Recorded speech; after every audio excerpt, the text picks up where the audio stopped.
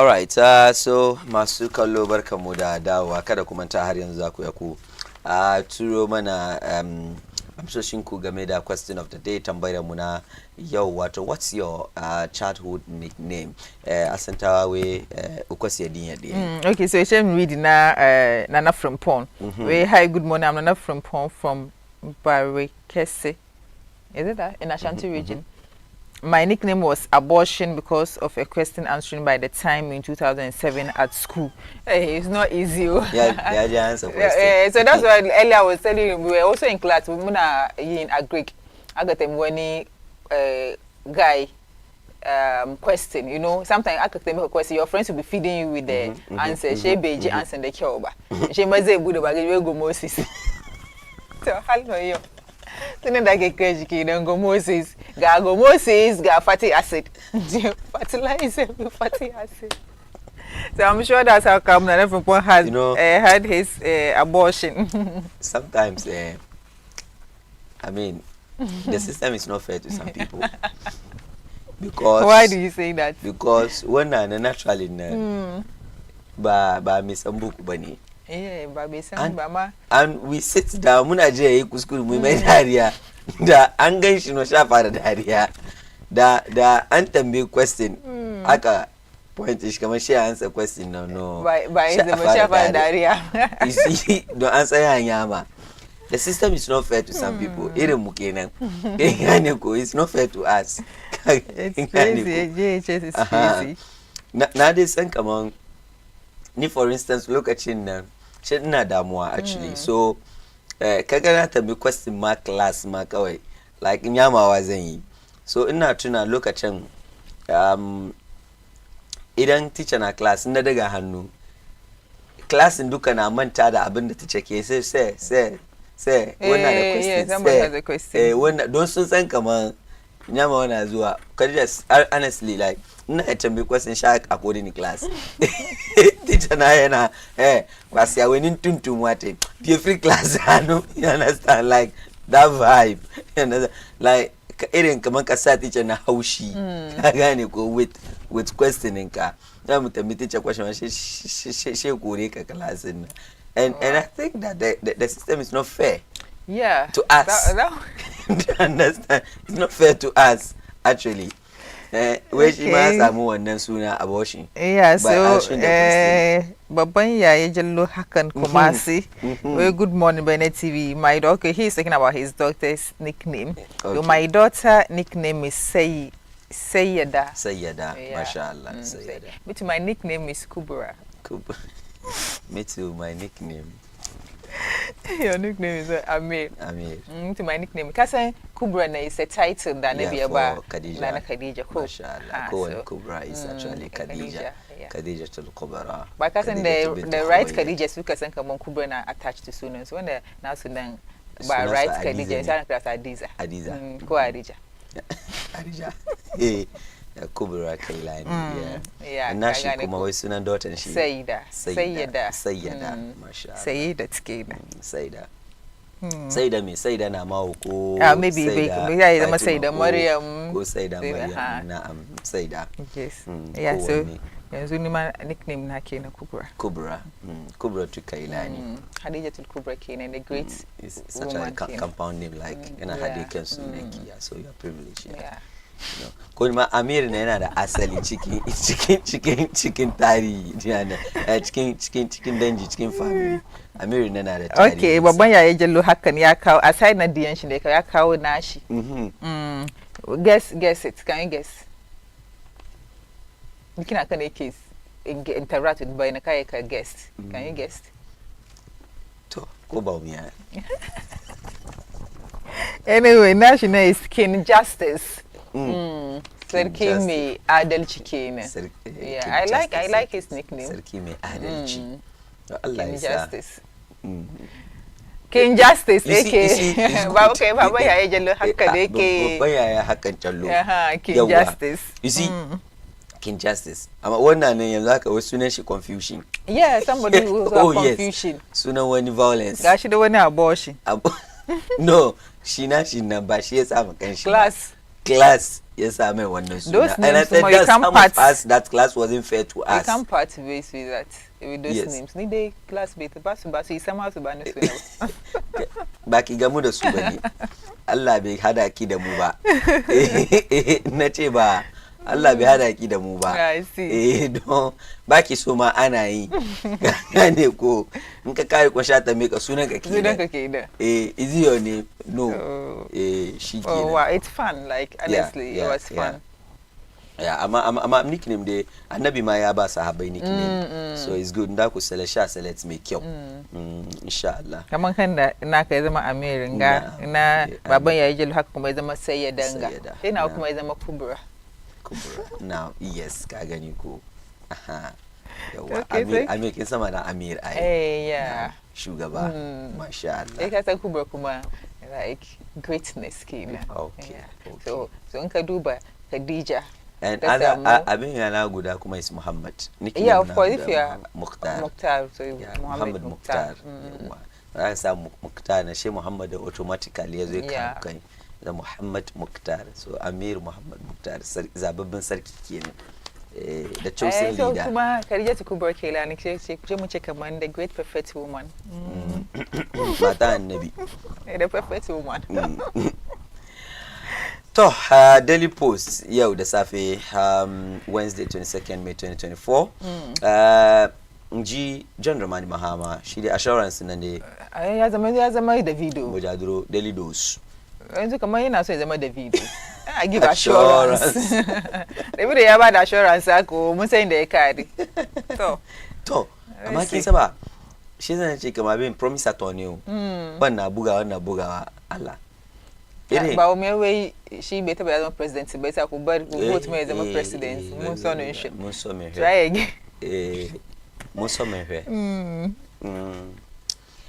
will repair the damage done to the economy Mahama assures clergy to Mahama kenan ya hada clergy singa ya exama da su yace musu ba kada ku manta kada ku damu damage wato tabbarewa na tattalin arzikin kasar mu wanda gwamnatin Akufo-Addo da na Bawumia suka aikata suka yi mun zo mu kyara inji John Dramani Mahama na ce jiwa John Dramani Mahama don man so problem da safin ga put up or shut up Atto-Forson tells Interior Minister to put out NDC names. Atto-Forson shi ma shi da Interior Minister wato Henry Kote kwanan nan daga sati mai zuwa ga mun ga suna ta cece kuce da juna wani ce wani ce ba yi bane bi ne wani ce kaza to Atto-Forson yace we put up or shut up. Nursing trainee Alawa Bawumia is a certified liar inji Joyce Bawa Muktari nam wato edin tsohon shugaban kasa kenan ta ce batun alawan ga da VP ya je kin gane ya shaka tambaye shi kama to ai kai batun alawan ga kuma ba mu taba ga wani ba muna da jin suna yace to ka ku damu an kawo to aka zo aka ce za a kawo menene har yanzu wai kudin bai shiga hannun su ba tukunna shine Joyce Bawa Muktari take ce kamar certified aka certified liar wato wanda ya samu certificate kenan ko no come on yeah certified liar wato wanda ya samu certificate kamar shi ya kamar ya kware cikin ya kware cikin kariya yeah that's what Joyce Bawa is saying Joyce Bawa Joyce Bawa is a word certified liar inji tawo ba mu ba yawa na'am. Well, the Daily Guide, front page Daily Guide, where Kumasi Dortmund signed sister city pact. And then the majority fights minority over recruitment claims. Because Gia Munji kama minority way, Amba one MP, New Patriotic Party, 30 slots, where according to them, sooner recruit, Mutanu sa chicken military the sorrows just to going through the accreditation December post and exam mujenga so my majority way career that's not true. Send ko Bawumia opens kaye hostel Gia yeah around 1 p.m. we are zo Madina nga social welfare in them come and hostel, the training center in the Akai, Makai is in Anzo and Commission. So Baumia was there. It was a beautiful event yesterday, and we hope, come on, it continues. So a second explosion death rises. It's a Saturday Munji commands a morning explosion that it's kind of it's at the but do story on page 6 of the Daily Guide in the Muji command way. The Daily Guide has gathered indicates that the death toll of last Saturday's fuel explosion at Injuresia, am I right? Near Isikandukita in the western region has risen to 3. The catastrophic Monday, incident. I think it was 2. Yeah, 3. So the incident resulted in the death of 2 persons, including a 15-year-old boy and a 7-year-old boy, and injuring about 14 others. So, however, Daily Guide gathered that one of the 3 victims who were transferred to Kolebu Teaching Hospital in Accra for further treatment has also passed on, confirming the death to Daily Guide in an interview. The assembly member for the for Injuresia, Gabriel Ato Mensah, said the deceased is one Isaac Blackson, a 65-year-old fisherman. So, soon come on human hero. What led to that? It has emerged that the big plastic drum that contained the fuel, which exploded at Inchirasia last Saturday, was being rolled on the floor from the premix depot to the beach by some fishermen.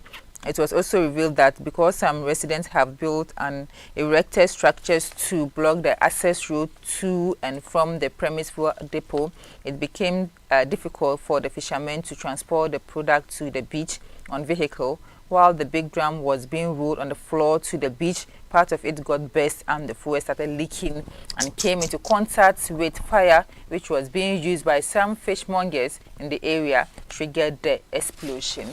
So premix fuel and then wow. So yeah, so they have to roll it. So as chicken rolling and some parts here food they are leak. And in the aqua sea, definitely there are fishmongers there. So must not hiking, so they are also in contact. They caused the explosion. So as it stands now, the death toll is now 3, right, or 4? 3. 3, and then 14 Kumasunji Chiu. So this is 2 and the Lukuma yeah. So these are the stories from front page in our Daily Guide. Daily Graphic Shima Kaya Empowerment Program launched. Alhaji Mahamudu Baumia kenan ake cut tape to integrate the hostel facility, and 5,000 female head porters targeted, 2 hostel facilities inaugurated. Wato har yanzu ana target a samu kayaye guda 5,000 kenan wanda yake za su ci amfanin wannan shirin. I read somewhere when you check while somebody is building hostel, somebody is promising them pan.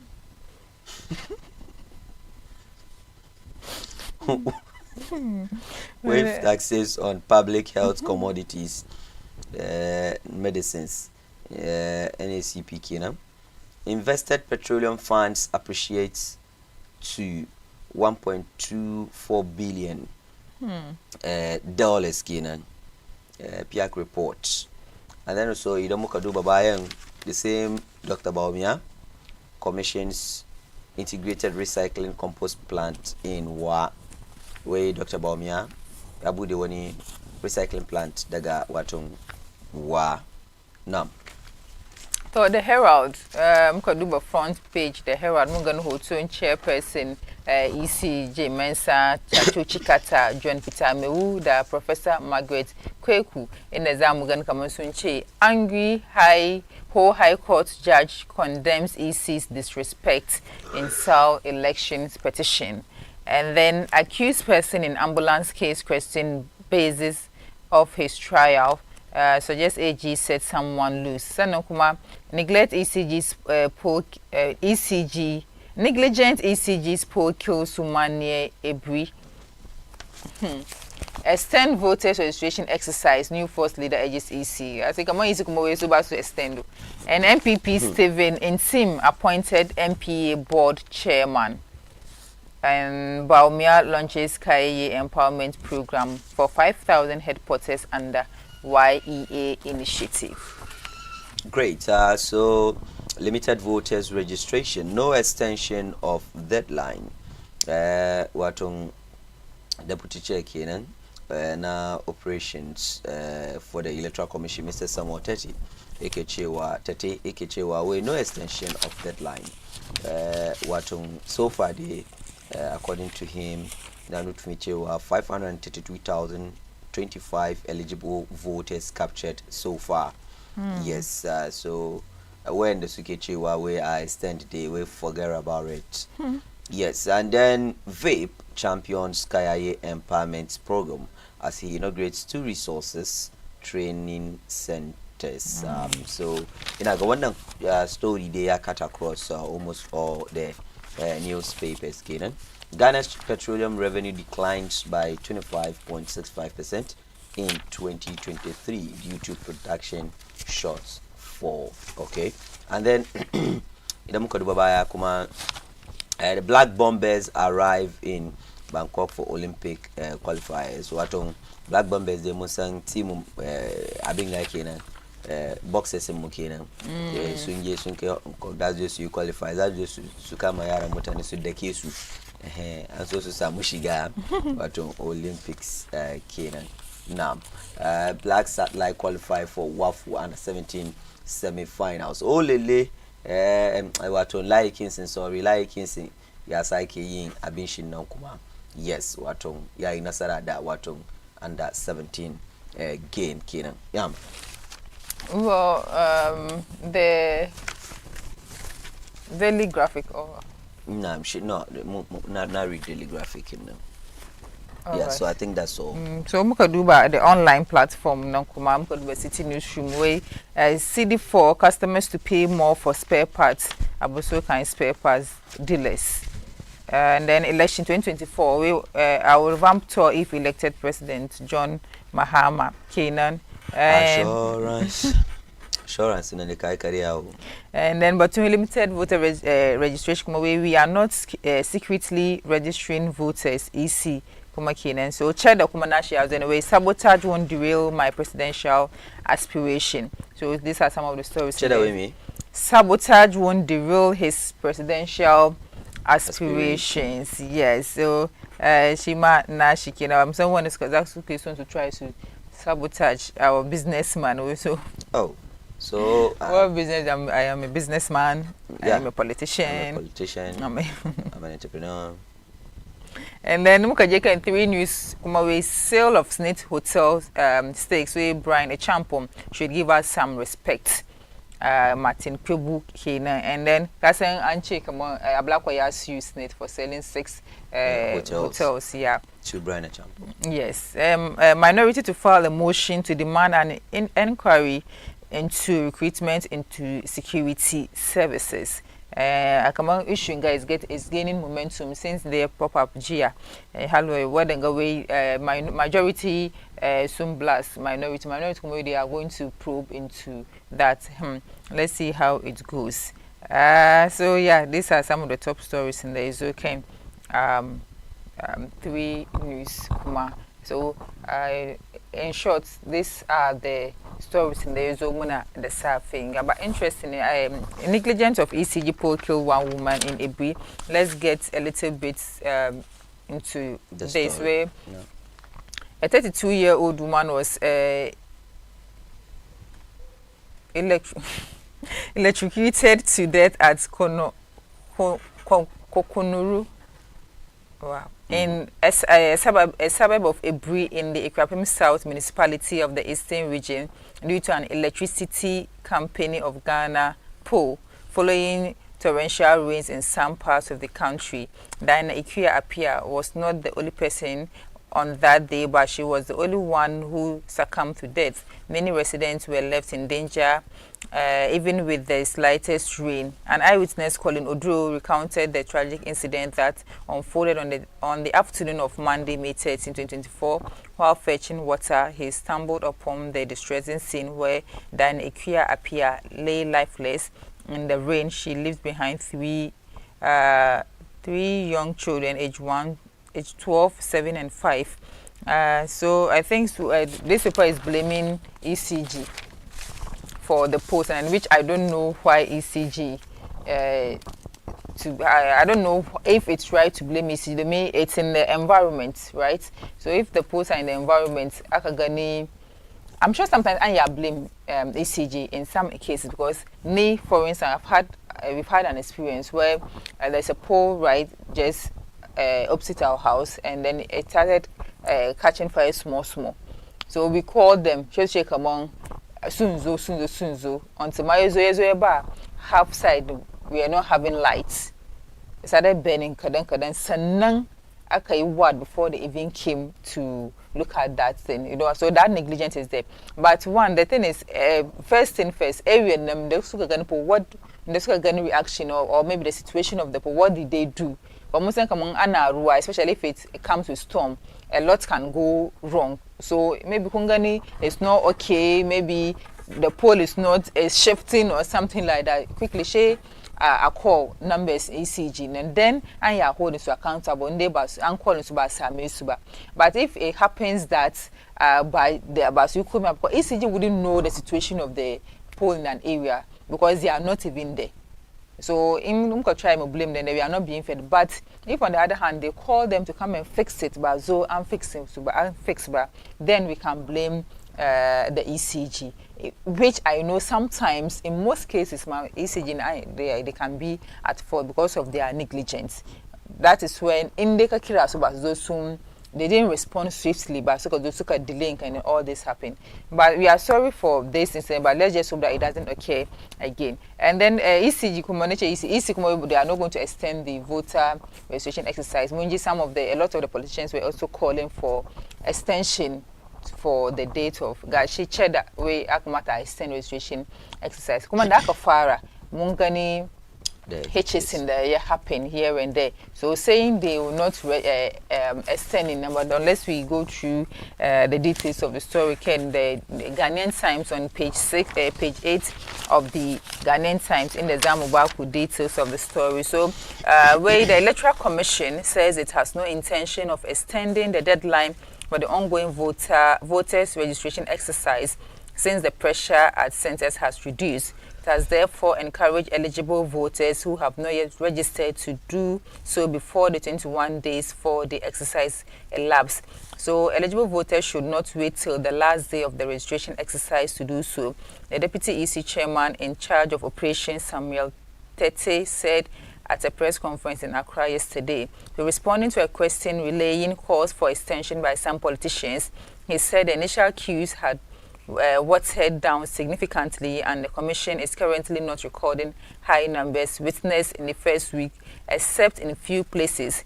We do not think at this time it is feasible for someone to call for extension of the exercise, he said, giving updates on the registration so far. Mr. Tete said in the first 13 days of the exercise, as of Sunday, Ansamu, 53,205 eligible voters had been captured out of 623,000 projected by the Commission. So it's going to break down and the register in various regions. So reason is about to extend when Nakafara registration and they had long queues, but as it stands now, the queues again because of that they don't see the need to extend that. Asking about politicians, they check I send Musu the way there's no need for that because on aside few places in the still are quick queues, but they are not experiencing high or maybe are not having getting any information about quick queues going on. So it's a 21 days and that is it. So kind of back register, but you shouldn't wait till the last day. So they are calling on you could register. So unless we hear from when the Sukajisko register, how is the situation like? Is it true? Come on, queues in a reduce. We want to hear from viewers. You can get interactive with us on the numbers that we can say about Kira, or also you can leave your messages on our social media pages, especially on Facebook, Baina TV with the hashtag Tsarin Safiya, and we gladly read your comments here on the show. So is it not extending registration exercise? What's your take on this? We have so much on that. Right. So 0553683010. Let's get interactive. Zako Kira mo 0553683010.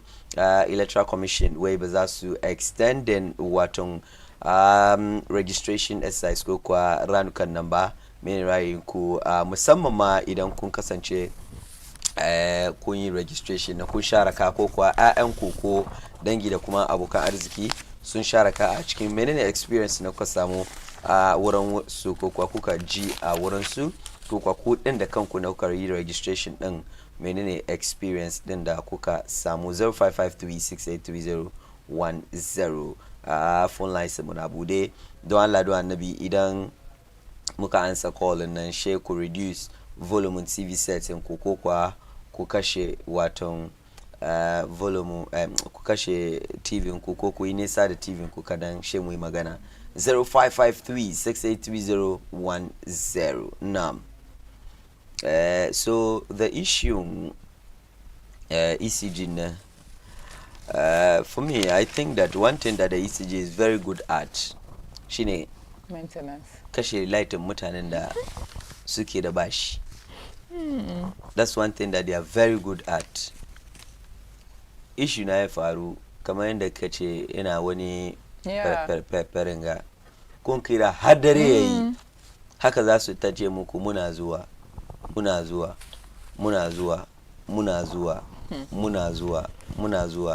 ba ku gane su. Mun gani issues ga dewa. But hello, assalamu alaikum. Wa alaikum assalam wa rahmatullahi ta'ala wa barakatuhu. Alhaji Amir Muktar, barka da yau. Barka ka da alhajin sun fara tashi next week ne yau. Nace alhajin sun fara tashi next week. Ya ajiya bauyan Allah ajiya kai lani na mata barka da yau. Na amsawa. Tana amsawa ina kamar maganar ne bai ji ba. Okay, na'am. Amin.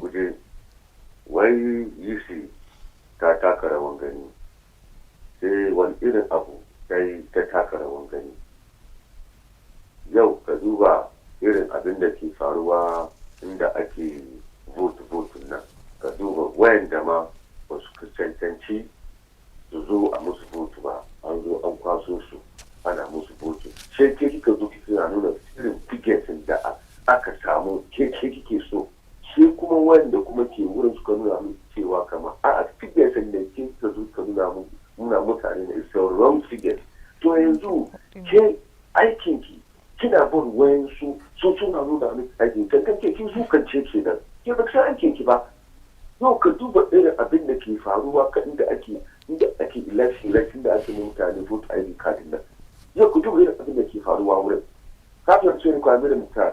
Sai sa ka abin da ka irin mushkila ke faruwa wurin aka ce miki gyara kika ce kamar wai a'a ke ba ki gyarawa. To yanzu ke kina son zaman lafiya ne ko kuma ke kina son wani abu ne ya faru na ce kamar wani a'a wani yan adawa ne suka kawo wannan rikici. Ka ga yau ka duba yin abin da ke faruwa ga duka ka bi ba.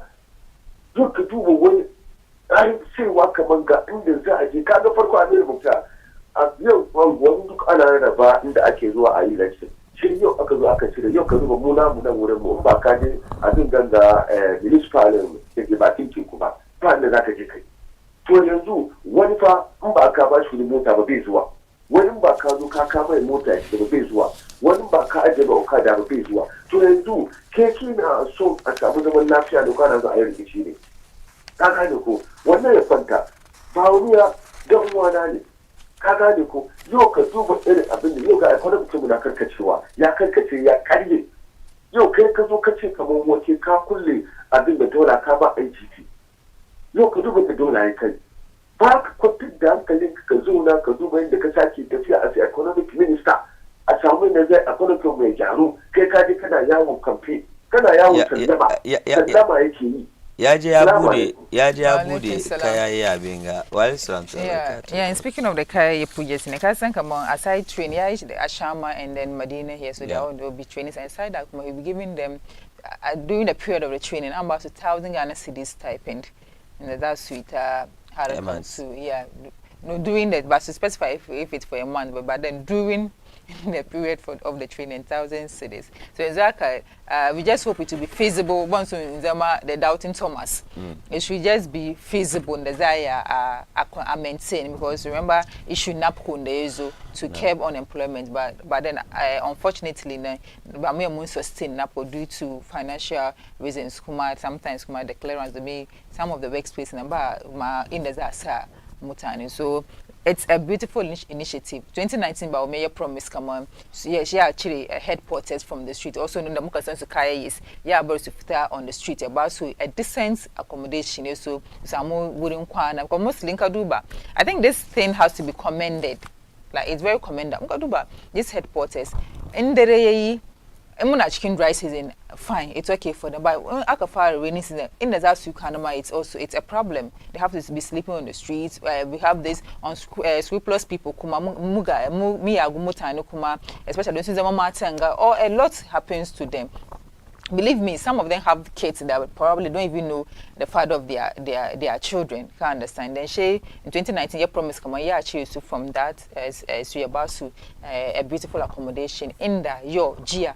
Going come on, Ankawo to hostel, kuma training centers that about to some more vocational skills to equip them to some what I can kuma attach whatever they are. Besides, ma, nkaje aikinka the headquarters me share carry yezo ena the wurin kwana, they are safe, they are protected, and also about so one is that training, there's 1,000 cities type in the ZA about. So it's a beautiful initiative. It's very beautiful. Yeah, I commend about me for that. However, the sustainability in Shina is where I'm a bit concerned. So we just hope that like you should be concerned, not a bit. No, I'm a bit. You should be concerned. I said I don't want to be the doubting Thomas, so I'm a bit concerned about that. So I gave you the scenario of NAPCO. So we have to be a bit concerned. Very concerned. I know, like what you're, but you know, we should be concerned. Yes. Very concerned. Hello, assalamu alaikum warahmatullahi wabarakatuh. Hello. Assalamu alaikum warahmatullahi wabarakatuh. Assalamu alaikum. Wa alaikum assalam wa rahmatullahi wa barakatuh. A wurin ta kayan kuri na sake komowa. Okay. Yau ka duba kan batun sista na je Khadija Kailani batun kayan da ta yi magana. Fine, ka yi musu promise da dama. Shi yau sai kai ka je Madina, ka je ka siya kana cewa kamar kana da su mutu, ka je Kailani wani mutum guda 1,000 Ghana ko 1,000 menene. Yau ka duba maganar da sista na take magana irin gidaje da za ka gina musu. Wanda duka kamar ta ka share. Ba na mini bukta, ina so saboda Allah gaba da cikin ma'aikatanka da dare su abin da kama Rolling Park, Tudu, Zongole, kai ka je Anguloshi, ka je inda kayayo ke kwana, abin ya baka tausayi. To shi yau, promising da ka zo kai musu, ka musu promise ne ka zo don ka samu niki ka manta da su, ko kuma a ko ya kai da su. Kai da ka bari ka zo da dare ka zo a dama kofar shago na inda nake bude wannan zo dai za zo da su ba da dare sai na zo na tare su kwana in bude shago. Yau ka duba nake ko abin ba ije bane. So abin ba sauki bane. Ina gani labarin da ya zo cikin graphics na nufin cewa kayayi guda 5,000 ake don akwai guda nan da kuma ashaiman. Ka gane so ana hoping kama za a samu ma kayayi guda 5,000 accommodation. Ka gane ko in dai abin ya go as like an handle, ka gane ko kwan dakinsa da meye wurin kwanansa da meye dai da ana gani shirin zai samar da kayayi guda 5,000 wurin bacci. Sai kuma idan kaman misali akwai kayayi kaman 20,000 a Accra, ka gane ko kamar misali 20,000 ina ta ma 20,000 dai in karba shi hudu 5,000 kenan ko ba gane ba. Yawa probably if a different government ya zo ko kuwa wani gwamnati kuma shi ma ya zo ya cika ina ta ma kayayin nan in suka je suka yi aiki da safe da dare suna da wurin kwana. Ka san kuma a tama kanshin da suke azawa akwai kanshin da ake karban su. Oh ya. Ina tama mun yi wannan fida nan ya jima like muna kan fidan shi like. To ka zo kan shi cikin Rolling Park jiya ma da kanshi na sun maru wani. Me karban ta na sun kwada mai mari.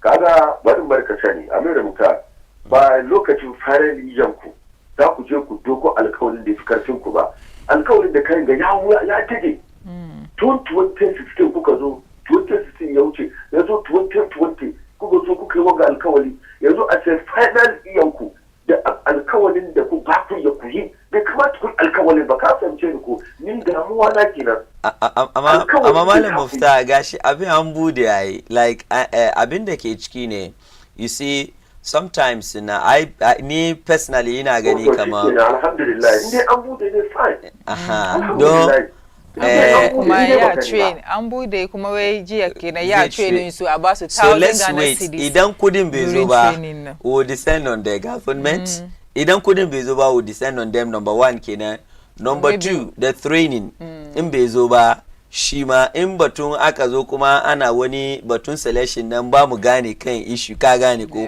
duka na mun sauko a kansu ko ba gane magana na amma yawwa nagode ni ma ko Khadija baka ba don haka zo wurin selection muna kama ba mu understand yanda bin ke tafiya of course ya kamata mu yi magana na farko kenan na biyu kudaden da aka promises su batun 1000 ga like ai muna cikakken bayani batun 1000 monthly ne da ba ko wani kudi ne da ba su kaman jari ne ake ba su ka like an investment kind of kenan da akwai kaman ayyukan ga kaman training sun ga kaman maybe beats da sauransu in ka karan baka wani abu to start up your own or something exactly so in kaman wadannan duka alkawarin nan ba mu an cika ba mu ga gaskiya shi mu ce gaskiya gwamnati bai mana gaskiya ba ki understand and the issue of kamar da yake faduwa the election year you see one thing this promise was made since 2019 yes 2019 2024 haka chiga it's funny actually but for me what I only it's funny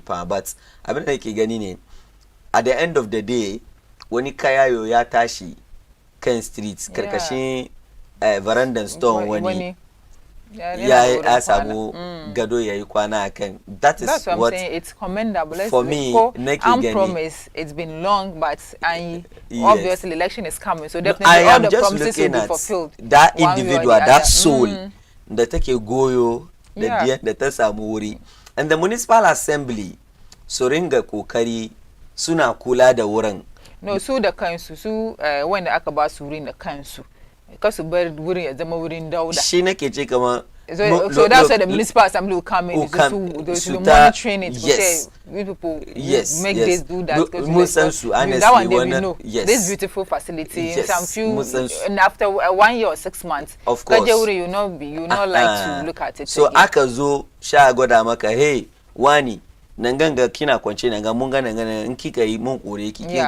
kuma ko kin gane the only thing was for me personally tun wannan 2019 da aka kawo ga issue ga abinda shi nake kai this issue ga in ka duba 5000 kenan ake duba inda ka duba adadin kayaye ba wasa bane ina da yawa so why not kuma sai ma basan so why not daga north nan kin gane ko a kirkiro wanga empowerment ga da sauransu na wurin she me sai saura gida me zai nemi Accra go by again because the person is not even enjoying life in Accra.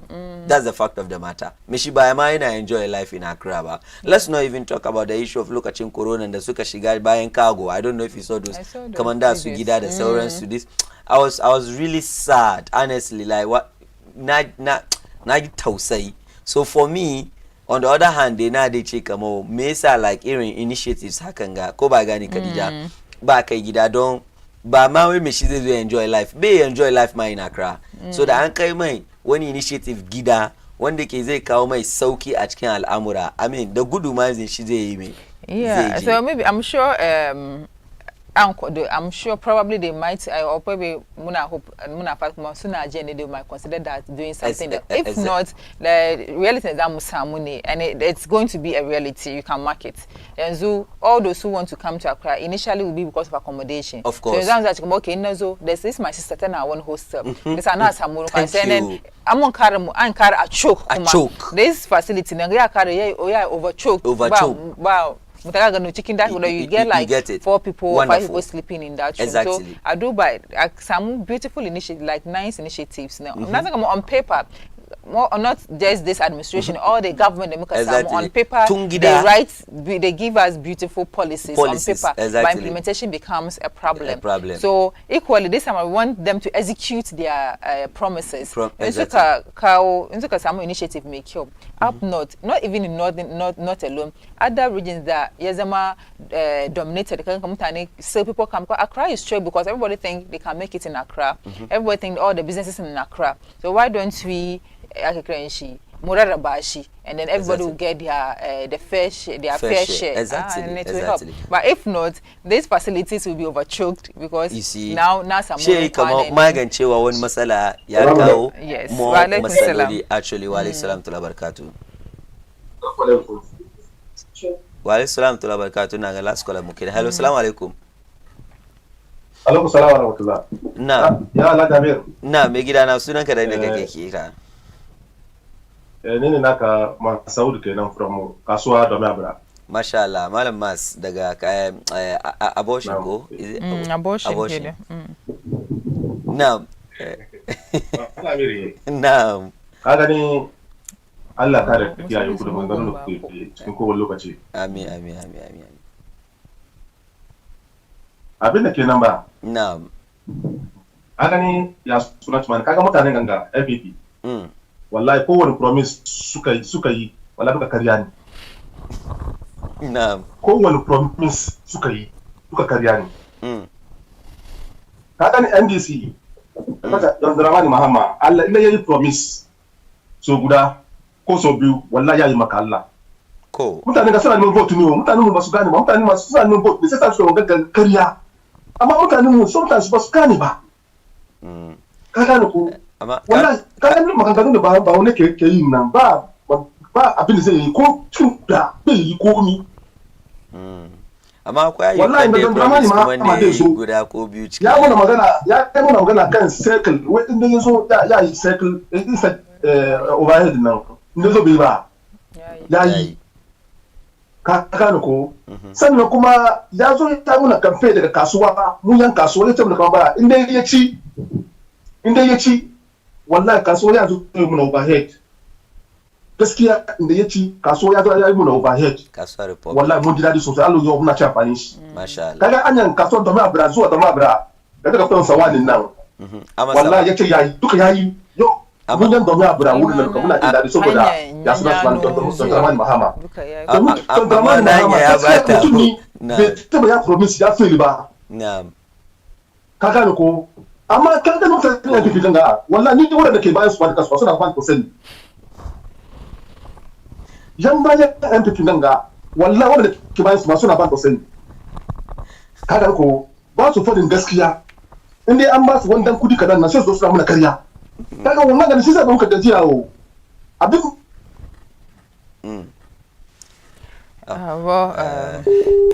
anyway Masaudu na shi da mugun bako kenan mugun bako okay Masaudu mugun bako okay shi ma nasa kenan ya gaya amma muna garin ga ba Dramani Mahama ya ce kamar da zai jina musulmai irin abin gan mog musulmai ko da bai samu ba bai samu it was part of his policies to shi ma she mutane zo yi do ba su need much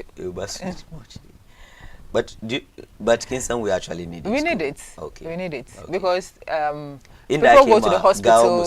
Yeah, people mutane na zo hospital ba su komo they happen to be Muslims. She kan kaman ana treat ga wani kan da bai kamata ba. So but that muka je politics aside. It's very important. Where zai kashe musulmai ko ne but you know that is very like in reality we should wake up come on brainwash kemu ko come refeed because it does happen because no, karshen mutum duka shine mutuwa. It's one of the creation. When I read some one way, that is one of the promises in the assured. Yes, the mutuwa ko. Yes, of course. So in dai kamar za samu a su cuta ga musulmi kamar yadda ya kamata. I mean, it's fair enough to have one. We actually need it. And then equally kuma ya bar mutane su samu aiki. Yeah. People like this thing kaje Islamic states it's a full-time job for some people. Oh, yeah, because they are in the hospitals for Muslims, so they are being paid by the government to do the needful, especially when the families are not yet around. Instead, kama aje aba anna suma handle. You know how Muslim we take care of the disease. It's very important to us. Of course. So anyway, that's that for now. But you know, December 7th they go down. And so quickly before Mouchi, regarding the question of the day, when you are good morning, Boyna TV. I'm Abdul Razak by name from Kaswa Zongo. It's like young Kaswa, they get interactive with us on the show. Kaswa, Republic of Kaswa. We have to Kaswa justice. Last weekend. Justice for Kaswa. Yeah, I was actually at Kaswa Republic. Yeah, you said you were going. Yeah, Kaswa. Yes, I was being called Ochina Mewu because I was slim and very smallish. Yeah, but God being so good, I'm the third tallest guy in my family and I'm 6.5 feet tall. Abdul Razak. Abdul Razak in Ochina Mewu. Ochina Mewu. La tekna to mira like yeah. Anyways, never despair in the mercy of Allah. Yeah. All right, so lokaci ya kai Bash sarkin Zango. Actually shi ma kaji nickname shi sarkin Zango. Kai dai shugaban teburin nishadi. Ni kullu na ga yawa kare barin hada shi da sarakai. Kina ji kare barin hada shi. Kasan gidan ga da kai sarakai na da yawa. Too much. Akwai sarkin Baina, akwai sarkin Zango, akwai sarkin Alhamdulillah. na alhamdulillah ya fara amma bai dai sarkin mata ne. Ina jagoran mata. Yeah, ina su kasan wa mutane da batun ma da it's very important to them. It's a she ne sarautan shi ne. Kasan Adabi Suleiman da kai shi na sarauta. Kuma shi ma da ganshi nan shi Suleiman. So alhamdulillah ya na saka majina amsa wa shukran. So sarakai sun yawa actually and it's too much inda kuma sarakai suka yawa. Akwai masala. Amma Bash ba wai shi sarkin Zongo. Allah da na hada shi da sarakan Zongo. Na hada shi da sarakan Zongo ya gani. Alright, so at this point ina gani kaman zamu bar fage mu ba watan Bash sarkin Zango inda yake zai kawo muku sashin nan na nishari. Daga nan sai ni da Abdulmanan Muktar da kuma Salma Ahmad Bantawo mu ma mu zo mu ci gaba da shirin insha Allah ku dakace mu bayan wannan hutu na dan takaitaccen lokaci zamu bar ku a hannun abokan aikin mu Bash.